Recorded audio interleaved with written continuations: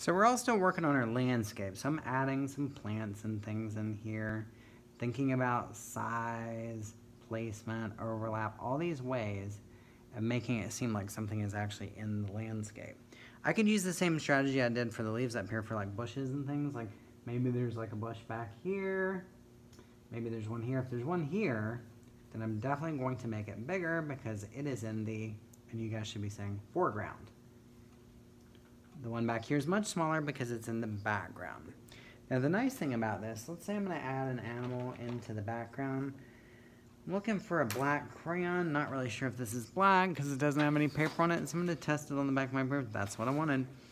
Alright, so maybe I have an animal way back here in the background. So the nice thing is, even if I'm not good at drawing stuff like that, I don't have to be, because the strategy I'm going to use is I'm just going to do some simple shapes. I'm going to sketch them.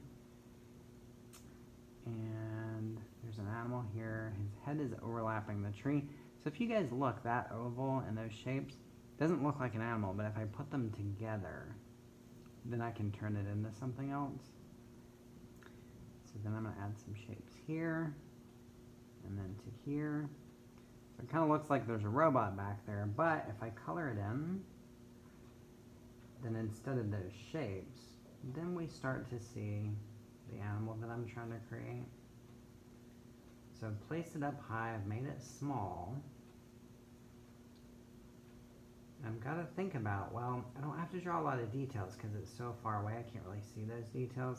But what would I need to add for people to know what kind of animal this is? So if I do this, all of a sudden you should be able to tell that it's a deer, okay, even though it's really far away.